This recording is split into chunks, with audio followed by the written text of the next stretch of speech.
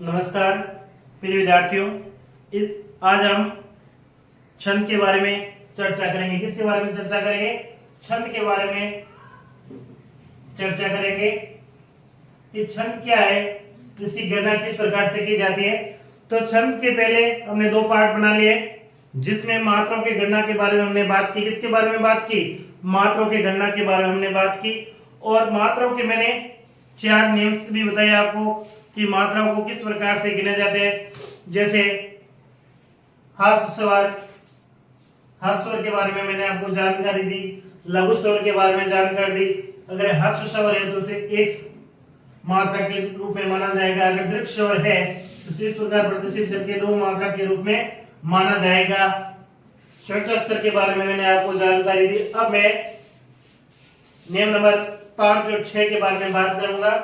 जो नियम मात्रा की गणना में नियम नंबर 5 है कि छंद के प्रत्येक चरण के अंत वाला छंद के प्रत्येक चरण के अंत वाला छंद के प्रत्येक चरण के अंत वाला लघु वर्ण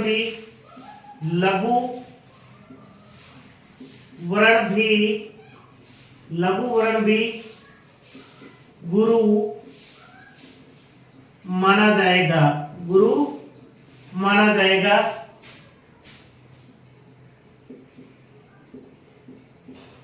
क्या है तीसरा 5वां नियम?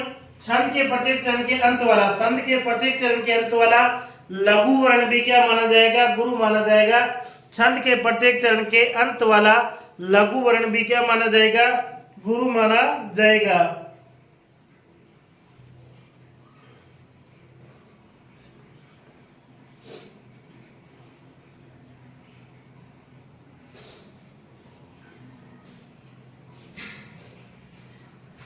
और लघु व गुरु की गणना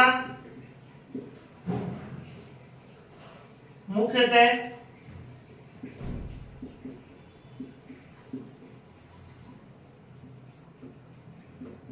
उच्चारण में लगने वाले समय पर ही निर्भर करता है।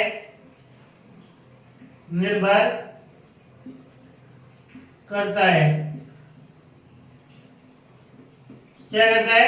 छंद के प्रत्येक चरण के अंत वाला लघु वर्ण भी गुरु ही माना जाएगा। क्या? छंद के प्रत्येक चरण के अंत वाला लघु वर्ण, छंद के प्रत्येक चरण में जो अंत वाला जो वर्ण होगा वो अगर लघु है ना, फिर भी क्या माना जाएगा? गुरु ही माना जाएगा। और लघु व गुरु की गणना मुख्यतः उच्चारण में लगने वाले समय पर निश्चित होता है। किस पर होता है? उसके जो समय लगता है उस समय से ही पता चलता है कि वर्ण क्या गुरु है क्या लघु। यानी अगर संयुक्त स्वर है और संयुक्त स्वर में जो बल है अगर कम लगता है तो वो शब्द गुरु नहीं माना जाएगा, और अधिक लगता है तो उस संयुक्त स्वर से पहला वर्ण आएगा वो क्या माना जाएगा? गुरु माना जाएगा। यानी शब्द के बल, यानी शब्द पर बल अर्थात जो शब्द पर समय लगता है, तो समय के अनुसार हमें पता चलता है कि स्वर क्या है, गुरु या लघु। समय पर यानी शब्द पर बल कम लग रहा है अर्थात समय कम लग रहा है, बल कम लग रहा है अर्थात समय कम लग रहा है। अगर समय कम लग रहा है तो शब्द क्या है? लघु है तो एक मात्रा है। और समय शब्द पर क्या बल अधिक लग रहा है, अगर बल अधिक लग रहा है तो समय अधिक लग रहा है तो वो शब्द कौन सा है? गुरु माना जाएगा। अगर गुरु माना जाएगा तो मात्रा कितनी मानी जाएगी? मात्रा 2 मानी जाएगी। कितनी मात्रा मानी जाएगी? मात्रा 2 मानी जाएगी। तो मात्रा उस समय कितनी मानी जाएगी? उसमें मात्रा 2 मानी जाएगी।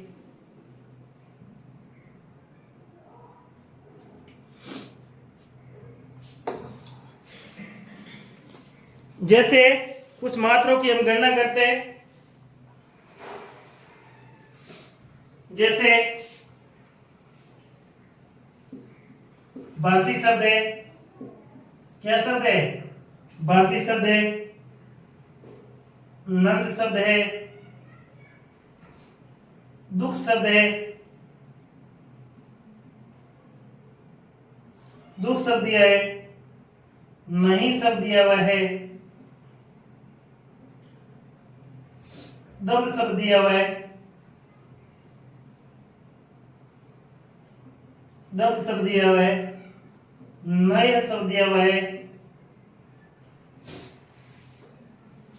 चूल्हा शब्द दिया हुआ है, नंदा दिया हुआ है, नंदा दिया हुआ है, अंगूर दिया हुआ है,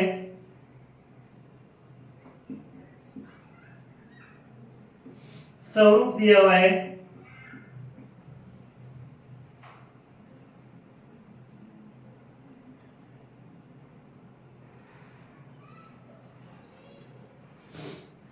चौखट दिया हुआ है,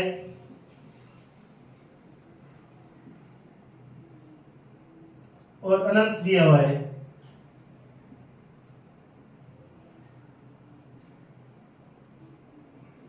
कितना दिया हुआ है, अनंत दिया हुआ है। तो देखिए किस प्रकार से हम मात्रा की गणना करते हैं, भली प्रकार से आप ध्यान से समझेंगे। भांति, क्या भांति शब्द है, अगर हम चंद्र बिंदु को देखें, नियम के भांति अगर चंद्र बिंदु को देखें तो इसमें मात्रा लघु की मानी जाएगी। मात्रा किसकी मानी जाएगी, लघु की।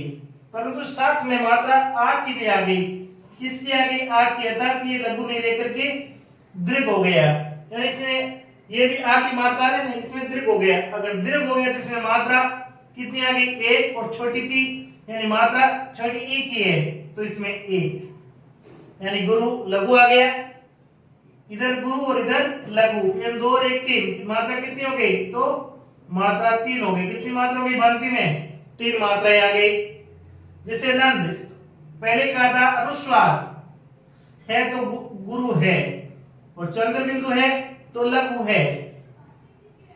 अनुस्वार है तो मात्रा 1, द में भी 1, क्योंकि द में अ की मात्रा आएगी तो 1, तो कुल मिला की मात्रा कितनी होगी, तो मात्राएं 2 हो गई। मात्रा कितनी हो गई, तो मात्राएं 2 हो गई। दुख, देखो विसर्ग आ गया, मैंने पहले कहा था अंग और अह है, ये दोनों किस में आएंगे, गुरु में आएंगे। मात्रा ऊ की परंतु साथ में विसर्ग आ गया, और जहां पर विसर्ग की ध्वनि आएगी वहां गुरु माना जाएगा। क्या माना जाएगा, गुरु माना जाएगा। और ख एक ही मात्रा है, क्योंकि एक ही ध्वनि है तो लघु, तो 2 और 1 3 मात्राएं। कितनी मात्राएं, 3 मात्राएं। नहीं, नहीं में वापिस लघु है तो 1 मात्रा ही, बड़ी की मात्रा गुरु, गुरु है तो 2 मात्रा है, तो कितनी मात्रा है कुल मिलाकर के 3 मात्राएं होगी। यानी विद्यार्थी आप ध्यान से देखना तो आपको ये मात्राओं की गणना की कोई समस्या आएगी नहीं।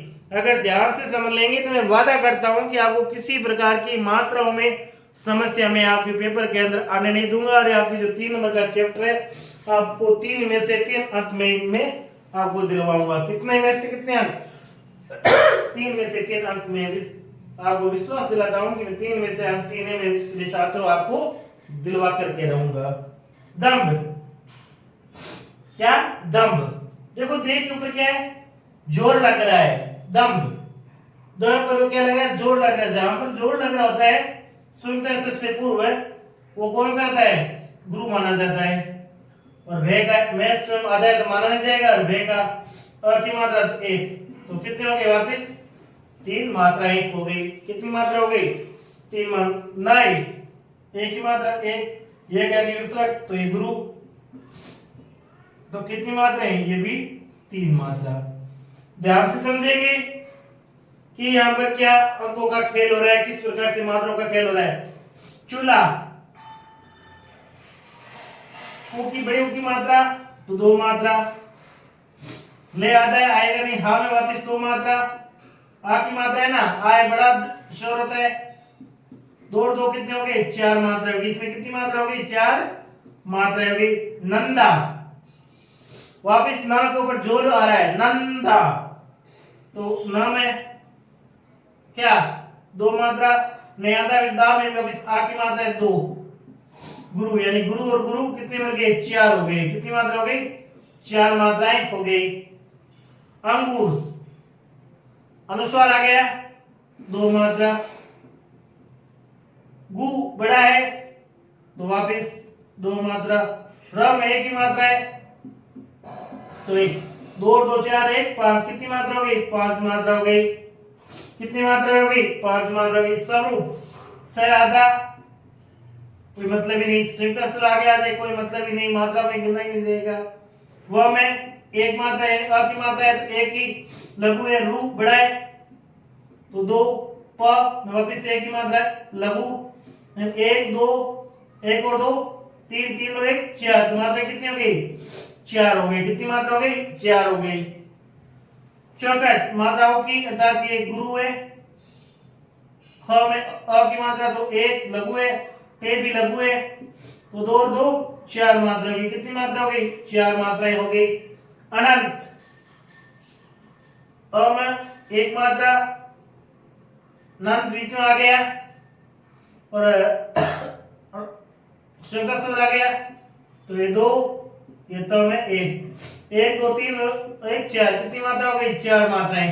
तो इस प्रकार से प्रिय विद्यार्थियों हमने मात्राओं को मैंने आपको अच्छी तरीके से समझा दिया। फिर भी कहीं समस्या हो आपको तो मुझे मैसेज बॉक्स में आप लिख सकते हैं आपकी क्या समस्या है, तो मैं उससे अवगत रहूंगा और आपको वापस पुनः आगे वाले चैप्टर में इस मात्राओं की कुछ नियम है उनके नए नियमों के साथ में फिर उपस्थित होऊंगा और समझाने का प्रयास करूंगा।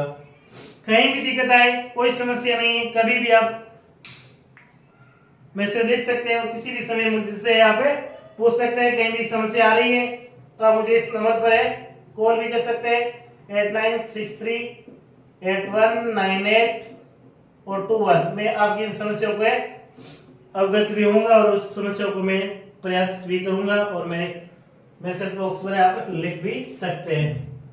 अब हम किस प्रकार से मात्राएं, कौन कौन से यण है, कितने प्रकार के यण होते हैं, उन यण को हम जानने का प्रयास करेंगे।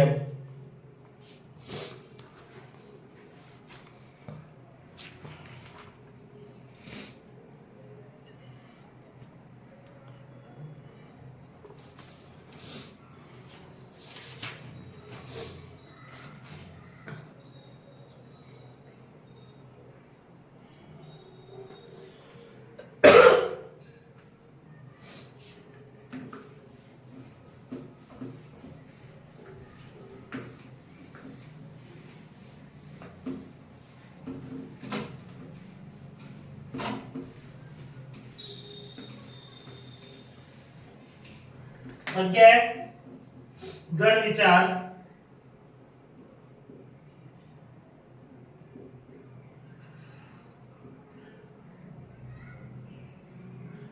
गण विचार, कौन से विचार, गण विचार। तो छंद शास्त्रों के अनुसार, छंद शास्त्रों के अनुसार, छंद शास्त्रों के अनुसार,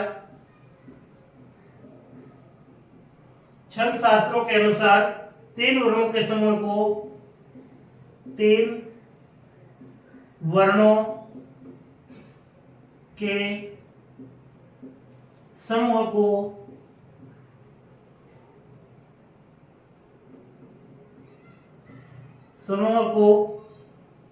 गण कहा जाता है। क्या कहा जाता है, गण कहा जाता है। क्या, शास्त्रों के अनुसार तीन वर्णों के समूह को क्या कहा जाता है, गण कहा जाता है। तीन वर्णों के समूह को क्या कहा जाता है, गण कहा जाता है। वर्णित छंदों में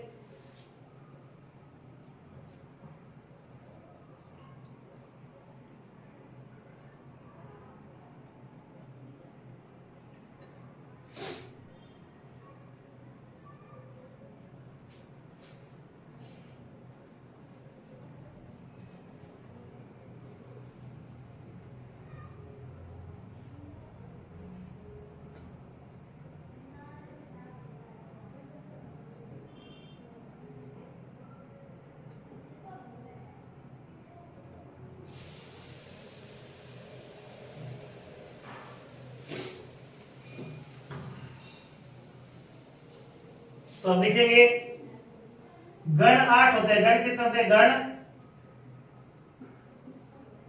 8 होते हैं।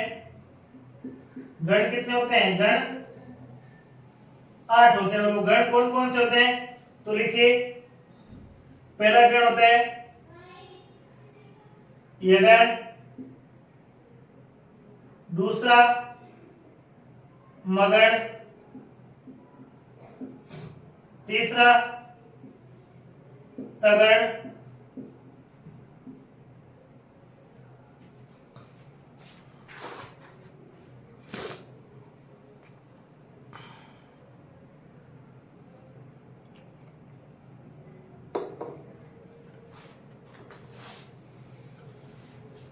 यगण, मगण,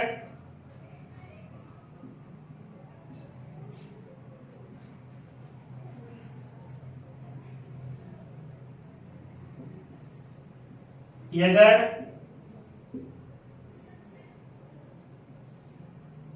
मगण,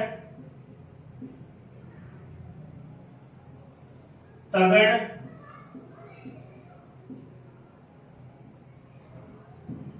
रगड़, जगड़,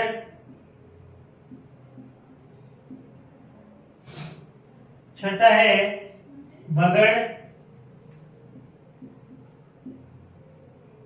सातवां है नगड़ और आठवां है सगड़। कौन सा है? सगड़। यानी 8 गण है। पहला गण है यगण, दूसरा मगण, तीसरा तगण, चौथा रगण, पांचवा जगण, छठा भगण, सातवां नगण और आठवां सगण। कौन कौन से हो गए? पहला यगण हो गया, दूसरा मगण हो गया, तीसरा तगण हो गया, चौथा रगण हो गया, पांचवा जगण, छठा भगण, सातवां नगण और आठवां सगण। देखिए साथ विद्यार्थियों, गण कितने प्रकार के हैं? गण 8 प्रकार के होते हैं। गण कितने प्रकार के होते हैं? 8 प्रकार के। पहला यगण, दूसरा मगण, तीसरा तगण, चौथा रगण, पांचवा जगण, छठा भगण, सातवां नगण और आठवां सगण। और इस गणों का एक सूत्र होता है यमाता राज भान सरगम। क्या सूत्र होता है? यमाता राज भान सरगम। इन्हीं 8 गणों का एक सूत्र है यमाता राज भान सरगम। तो 3 गण लिए जाते हैं। गण कितने लिए जाते हैं? 3। तो पहले क्या है? यमाता। तो ये गण क्या क्या हो गया? यमाता। अब नेक्स्ट 3 मातारा। तो क्या हो गया? माता रा। माता हो गया। फिर नेक्स्ट 3 ताराज। तो क्या हो गया? ता रा और ता रा और जय। फिर नेक्स्ट 3 राजभा। क्या हो जाएगा? रा ज भा। फिर नेक्स्ट 3 जभाना। क्या हो जाएगा? ज भा न। फिर नेक्स्ट 3 भानस। भा न स। फिर नेक्स्ट 3 नसल।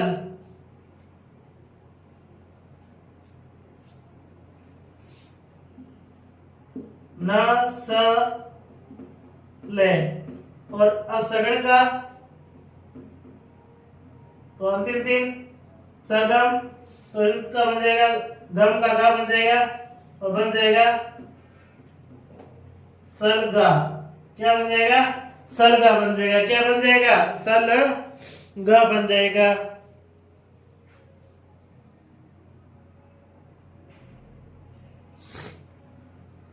तो हमें इस प्रकार से हम इस यमातारा भानसरगा के जरिए से हम गण के सूत्र को बना सकते हैं, गण के सूत्र को इस्तेमाल कर सकते हैं तीन तीन बताया गया। गण में कितने वर्ण होते हैं? तो गण में 3 वर्ण होते हैं। और संत के शास्त्र में कहा भी गया है 3 वर्णों के समूह को क्या कहते हैं? गण कहते हैं। गण कितने प्रकार के होते हैं? तो गण 8 प्रकार के होते हैं। पहला गण है यगण, दूसरा मगण, तीसरा तगण, चौथा रगण, पांचवा जगण, छठा भगण, सातवां नगण और आठवां सगण। और इसका सूत्र है यमताराज भान सरगम। क्या है? यमताराज भान सरगम सूत्र है। 3 समूह को लेंगे। पहले 3 समूह यमता, तो यमता। अब देखिए ये को हटा देंगे, नेक्स्ट 3 लेंगे तो क्या हो गया? मातारा, मातारा, तो ये आपका मातारा। अब इस मां को हटा देंगे, नेक्स्ट 3 लेंगे तो ताराज, तो ये आपका ताराज। अब ये ता हटा दीजिए, नेक्स्ट लीजिए तो क्या हो गया? राज भा, तो ये राज भा। अब रा को हटा दीजिए और नेक्स्ट लीजिए, नेक्स्ट लेंगे तो क्या हो जाएगा? ज भान, तो ये आपका ज भान है। अब जे को हटा दीजिए, आगे वाले 3 लीजिए तो क्या हो जाएगा? भान स, तो आपके भान स। भा को हटा दीजिए, नेक्स्ट लीजिए तो न स ल, तो ये आपका न स ल। अब ने को हटा दीजिए और नेक्स्ट लीजिए तो बनसा क्या है? मैं 4 बच गया, तो इस ग और मैं को हमें ग बना दिया तो कितना हो गया? स ल ग, तो ये स लगा। अब आपको पहले मैंने गण का मात्रों के नियम मैंने आपको पहले बताया। अब यह के अंदर लघु है, मां के अंदर गुरु है, ता के अंदर गुरु है। तो ये देखिए लघु तो लघु, गुरु, मां गुरु और ता भी गुरु, तो कितनी मात्रा होगी? यमता में 5 मात्रा होगी। यमता में कितनी मात्रा हो गई? 5 मात्राएं हो गई। मां में तो मां भी गुरु है, ता भी गुरु है, रा भी गुरु है, यानी गुरु, गुरु और गुरु, कुल मिला के कितनी मात्रा हो गई? 6 मात्राएं हो गई। मां भी गुरु है, ता भी गुरु है, रा भी गुरु है, तो कितनी मात्रा होगी? 6 गुरु मात्रा होगी। ता गुरु है, रा गुरु है, जे लघु है, तो कितनी मात्रा हो गई? 5 मात्राएं। रा गुरु है, जे लघु है, भा गुरु है, तो कितनी मात्रा हो गई? 5। वापिस ज लघु, भा गुरु, ने लघु, तो कितनी मात्रा हो गई? 4। भा वापिस गुरु, ने लघु, से भी लघु, तो मात्रा कितनी हो गई? 4। न सल है, इस सभी में लघु लघु लघु, तो कितनी मात्रा हो गई? 3 मात्राएं। इसमें स ल गा, से लघु, ले सगु और गा में गुरु है, तो 3 2 रे 2 4, तो मात्रा कितनी हो गई? 4 मात्रा हो गई। इस प्रकार से हमने गण के माध्यम से हमने मात्रा को भी पहचाना कि कितनी मात्राएं हैं।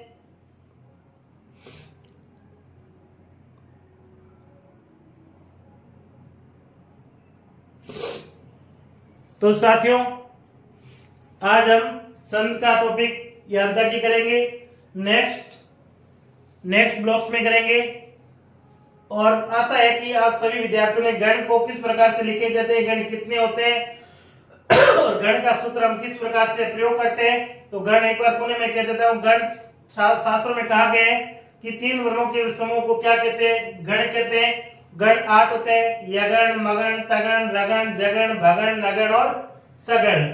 और एक सूत्र है वो है यमताराज भान सरगम, और यमताराज भान सरगम से आपके ये 8 सूत्र सामने आए। यमता, मातारा, ताराज, राजवा, जवान, भानस, नसल और सरगा। तो इस प्रकार से हमने गण के नियमों को समझा।